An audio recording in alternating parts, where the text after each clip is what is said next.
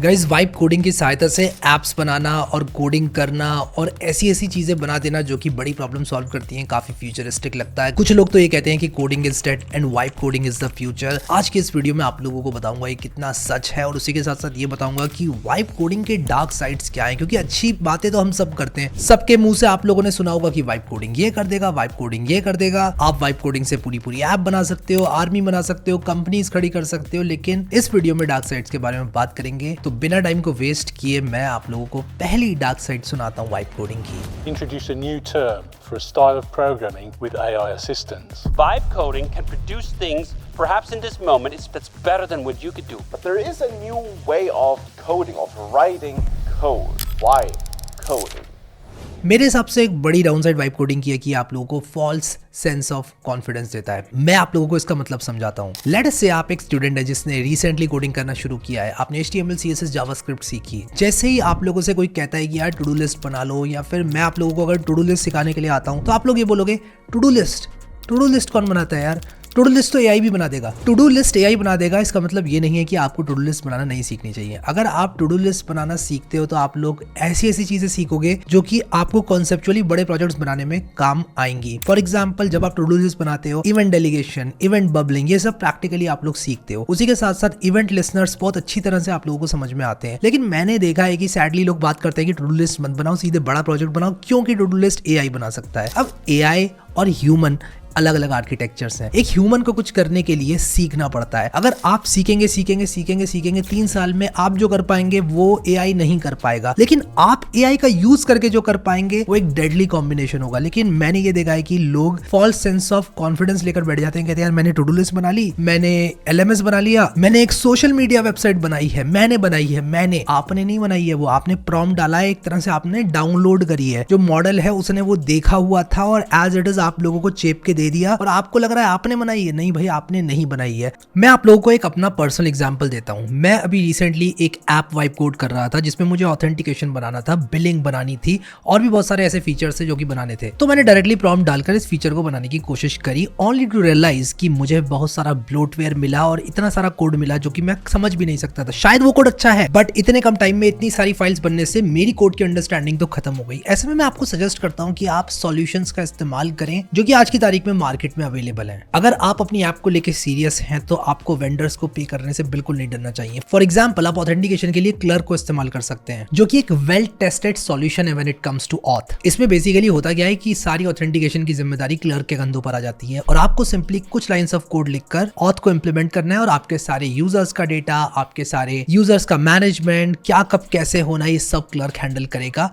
आप अगर मैसअप करने की कोशिश भी करते हो ना तो भी नहीं कर पाओगे। मैंने क्लर्क को यूज करके कुछ एप्स बनवा रखी हैं इस चैनल पर, तो आप वीडियोस चेकआउट कर सकते हो। But let me tell you, this is an amazing product जो कि मैं पर्सनली बहुत ज्यादा यूज करता हूँ। इसमें काफी एडवांसमेंट्स इन्होंने ऐड किए हैं। फॉर एग्जांपल, रिसेंटली इनका मुझे जो बिलिंग का सपोर्ट है वो बहुत बढ़िया लगा। मतलब आपके यूजर्स क्लर्क के पास है, अब आपको अगर बिलिंग करनी है तो आपको कुछ भी इंटीग्रेट करने की जरूरत नहीं है। पेमेंट गेटवे इंटीग्रेशन कितना बड़ा हेडेक होता है ये कोई मुझसे पूछे। इन्होंने इस प्रॉब्लम को भी सॉल्व किया है, यानी कि आपके यूजर्स आपको इजीली क्लर्क के थ्रू पैसे दे पाएंगे। फिर इसके बाद ऑथेंटिकेशन के लिए ये M2M टोकन्स का भी सपोर्ट आपको देते हैं, जिसमें बेसिकली क्या होता है, एक मशीन से दूसरी मशीन के बात करने के लिए हम लोग टोकन्स का इस्तेमाल करते हैं instead of plain user ID passwords जो कि लीक हो सकते हैं। एक बहुत ही बढ़िया गाइड क्लर्क के डॉक्स में पड़ी है, इसको जरूर पढ़ना, आप लोगों को समझ में आएगा आइडिया। फिर लेटेस्ट फ्रेमवर्क्स का सपोर्ट, मॉडल कॉन्टेक्स्ट प्रोटोकॉल का सपोर्ट और जितनी भी मॉडर्न चीजें ये आप लोगों को देता है। Clerk is also the sponsor of this video, तो आप उनको चेकआउट कर सकते हैं डिस्क्रिप्शन में दिए हुए लिंक को चेकआउट करके। But overall point I want to make here is कि अगर आप लोग अंधाधुंध वाइब कोडिंग करते हैं और आपको कुछ समझ में नहीं आता है,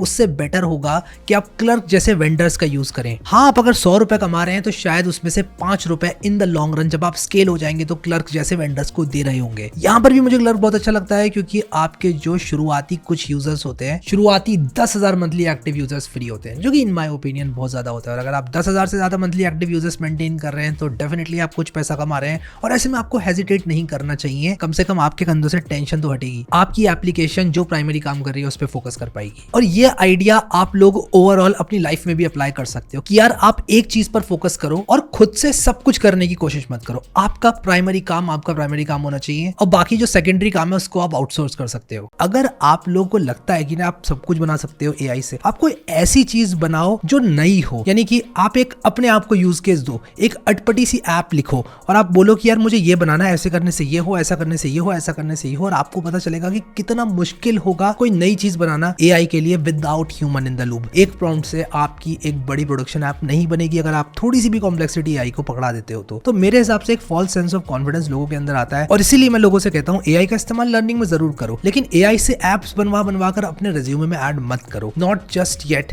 क्योंकि आप लोग जब स्टार्ट कर रहे हो लर्निंग तो वो आपको फॉल्स सेंस ऑफ कॉन्फिडेंस देगा and this is really very bad. तो क्या इसका मतलब ये एआई सीखना ही नहीं चाहिए, एआई से कोई ऐप नहीं बनानी चाहिए? नहीं, मैं ही खुद कहता हूं कि data science and artificial intelligence is one of the highest paying skills, और आने वाले टाइम में आर्ग्यूएबली द बेस्ट स्किल्स जो कि लोगों ने सीखी आज से 2 साल पहले, मतलब कि 2 साल बाद लोगों को ऐसा लगेगा, क्योंकि AI engineers are going to be paid really well. और इसीलिए मैंने बनाया आप लोगों के लिए डेटा साइंस का कोर्स, जिसका लिंक मैं आप लोगों के लिए डिस्क्रिप्शन में डाल दूंगा, आप उसको चेकआउट जरूर करना, क्योंकि उसमें मैंने आप लोगों को शुरू से डेटा साइंस से लेकर प्रोजेक्ट्स के साथ मशीन लर्निंग एल्गोरिदम्स, एलएलएम्स का ज्ञान पूरा अच्छी तरह से सिखाया हुआ है, एंड डेफिनेटली मेरे हिसाब से सारे स्टूडेंट्स को उसको चेकआउट जरूर करना चाहिए। अब आता हूं मैं दूसरी वाइब कोडिंग की डाउन साइड में। Vibe coding can actually destroy your production database. It can actually destroy your company. अब मैं आप लोगों को इसका एग्जाम्पल देता हूँ। एक बहुत ही बड़ी फेमस एआई कंपनी है, आप you can look it up, मैं नाम नहीं लेना चाहता हूँ किसी भी कंपनी का, you can look it up. उसके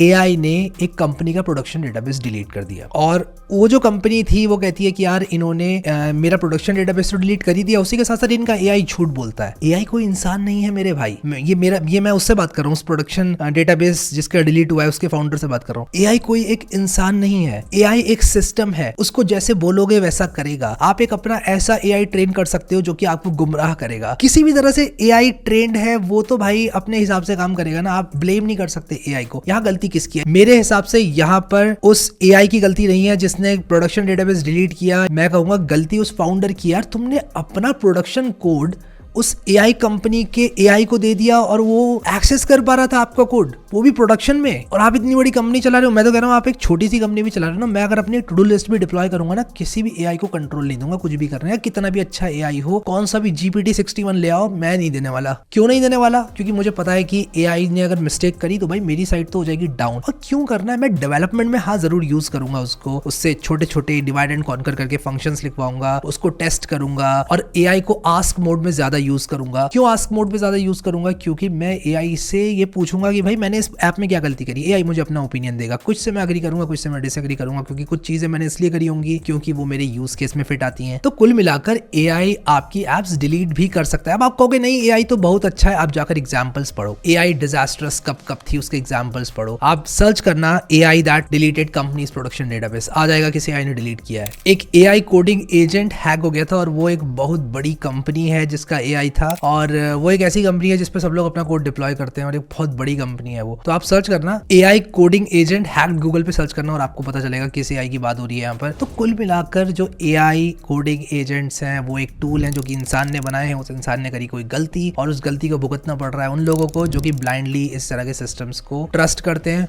फॉलो करते हैं। तो एआई से कोड सजेशन लेना ठीक है, एआई से टिप्स लेना ठीक है, एआई से फंक्शंस बनवाना ठीक है, एआई से एक फंक्शन को दूसरे फंक्शन में कन्वर्ट कराना भी ठीक है, एआई से टेस्टिंग वेस्टिंग करा लो, लेकिन एआई को कंट्रोल मत दो यार, पूरा कंट्रोल खुद रखो। इसके बाद मैं तीसरी डाउनसाइड की बात करूंगा जो कि है साइलेंट रिस्क। कुछ साइलेंट रिस्क आती हैं आपके प्रोडक्शन कोड बेस में। फॉर एग्जांपल हो सकता है कि आपका जो राउट प्रोटेक्टेड होना चाहिए था वो प्रोटेक्ट किया ही नहीं एआई ने। ऐसा एक एग्जांपल मेरे दोस्त का है जिसने क्या किया था कि अपने सारे यूजर्स का डेटा और अपने सारे यूजर्स के फोन नंबर्स एक एंड पॉइंट पे रख दिए थे, जिसको AI so called vibe coding platform protect करना भूल गया, जिसकी वजह से वो डेटा पब्लिक हो गया था और उसका डेटा चोरी किया जा सकता था। आपको यहाँ पर खुद से देखना है यार कि कौन सा एंड पॉइंट क्या कर रहा है। ये नहीं कि आप प्रॉम्प्ट लिखे जा रहे हो, आपकी ऐप बने जा रही है और आप खुश हो जा रहे हो कि यार ये तो मेरा बहुत अच्छा काम हो गया है। नहीं, it doesn't work like that. तो आपके कोड में सिक्योरिटी फ्लॉज आएंगे, आपके कोड में हिडन बग्स आएंगे, आपके कोड को ऐसा लिखा जाएगा एआई के द्वारा कि जो स्पीड है आपके कोड की वो बहुत स्लो हो जाएगी। जो पेज शायद 2 मिलीसेकंड में 20 मिलीसेकंड में लोड हो सकता था, वो पेज अब जाके 5-6 सेकंड्स में लोड होगा, and you definitely don't want that. चौथी डाउनसाइड वाइब कोडिंग की in my opinion is it is making developers dumb. जितना ज्यादा आप वाइप कोड करते हो उतना ज्यादा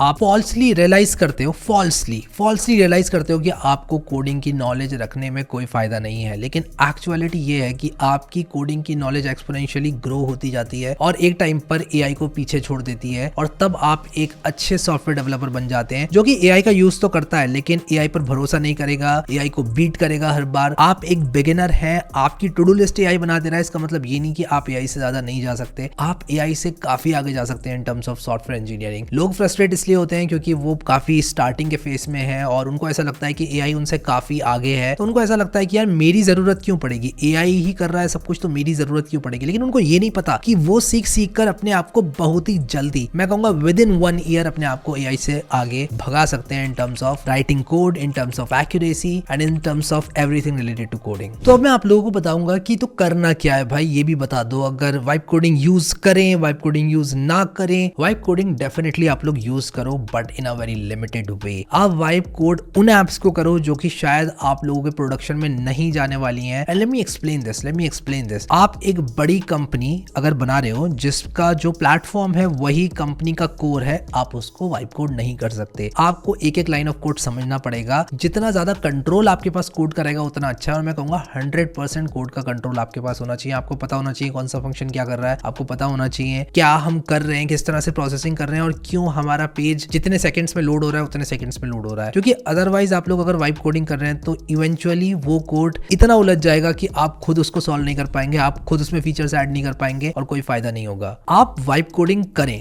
लेकिन इस सेंस में करें कि आप अपने कोड के अंदर छोटी छोटी चीजें चेंज करवा रहे हैं एआई से और आप समझ रहे हो उन चीजों को कि ये क्या है। अगर आप एक इनिशियल बॉयलर प्लेट भी जनरेट करवा रहे हो ना एआई से, गिट का इस्तेमाल करो, कमिट करो। एक बार यूआई बन गया, कमिट करो, फिर से कमिट करो। अब आपको यार गिट नहीं आता, गिट यूज करना काफी सिंपल है। अगर आप सिर्फ यूज करना चाहते हो गिट को, कम से कम स्टेज करना और चेंजेस को कमिट करना सबको आना चाहिए।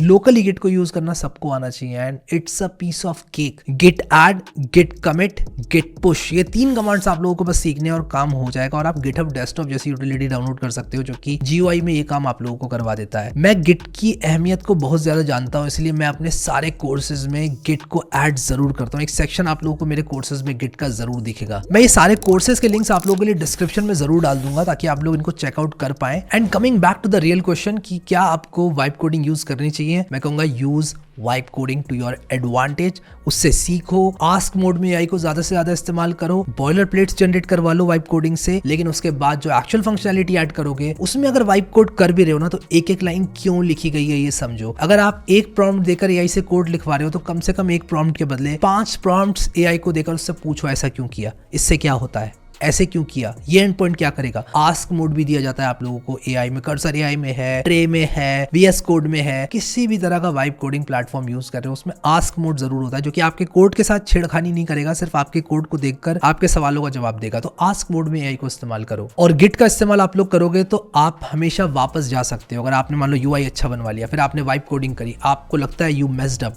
You can actually go back to the previous check point. ये एक बहुत बढ़िया चीज है, मैं कहूंगा git plus vibe coding is an unfair advantage. एंड एक और चीज मैं जो लोगों से कहता हूं वो ये है, अगर मैं टाइम में पीछे चला जाऊं और मेरे पास एआई होता तो शायद मेरी लर्निंग्स और बेहतर होती। अब डेफिनेटली मैंने काफी मेहनत की, काफी सीखा, काफी ठोकरें भी खाई हैं when it comes to writing code. लेकिन आज की तारीख में आपके पास अगर कोई अनफेयर एडवांटेज है तो वो है एआई। एआई से आप अपने सारे ऑलमोस्ट सारे क्वेश्चंस के आंसर प्राप्त कर सकते हो। जो क्यूरियोसिटी आपके दिमाग में आ रही है वो आप एआई की सहायता से आंसर कर सकते हो। और ये एक ऐसी चीज है जो कि पुराने डेवलपर्स को नहीं थी। अब आप कम टाइम में चीजें सीख सकते हो, आपके पास टाइम बचेगा, टाइम इज मनी। आप अगर 5 एप्स 1 साल में बनाने वाले थे तो आप अब शायद 50 एप्स 1 साल में बनाने वाले हो। तो टेक्नोलॉजी अगर लोगों का टाइम वेस्ट करती है तो टेक्नोलॉजी लोगों को बेहतर बनाने की तरफ भी जा रही है। When it comes to AI, आप उसी एआई का इस्तेमाल करके एंटरटेनमेंट की चीजें देखो, टाइम वेस्ट करो तो हाँ वो भी अवेलेबल है। आप उसी चीज को अपने एडवांटेज पे इस्तेमाल करो, लर्निंग टूल्स को इस्तेमाल करो तो आप अपने आप को बेहतर बना सकते हो। तो फोकस करना है अपने कोड पर कंट्रोल रखने में, एआई का इस्तेमाल अपनी लर्निंग के लिए ज्यादा करो। एंड हाँ, व्हेन यू अंडरस्टैंड कि किस तरह से चीजें काम करती हैं तब आप एआई को और फास्ट यूज कर पाओगे। डेफिनेटली आपकी जो ऐप बनाने का टाइम है वो काफी रिड्यूस हो जाएगा, बट इनिशियल फेज में आप लोगों को एआई को कहीं ना कहीं अवॉइड करना है क्योंकि वो आपकी लर्निंग को हैम्पर करेगा। Don't fall into the trap of using AI to write your entire application. You definitely use AI. Ask mode में इस्तेमाल करो, AI से सवाल पूछो, AI का इस्तेमाल करो अपनी नॉलेज बढ़ाने के लिए, बट AI घातक हो सकता है आपके लिए ही अगर आपको ऐसा लगता है कि यार मेरा सारा काम तो AI करेगा, मुझे कोडिंग सीखने की कोई जरूरत नहीं है। अब अगर आप लोगों ने कोई ऐप बनाई है AI की सहायता से तो मैं उसको जरूर देखना चाहूंगा। आप लोग मुझे कमेंट सेक्शन में अपनी ऐप के बारे में बताओ। I would love to see your app. अगर आपने डिप्लॉय भी करी है तो मुझे जरूर दिखाओ, और आपने कितना AI इस्तेमाल किया, कितना खुद का दिमाग इस्तेमाल किया, थोड़ा सा डिस्क्राइब करके बताओ, ताकि और लोगों को भी काफी क्लैरिटी मिले कि यार अगर आपने पूरी AI से बनवाई है तो सच सच बता दो मैंने पूरी AI से बनवाई है। अगर आपने अपनी ऐप में अपना दिमाग भी लगाया तो वो भी बताओ कि कितना दिमाग लगाया है, एंड हम सबको काफी सीखने को मिलेगा। Thank you so much guys for watching this video, and I will see you next time.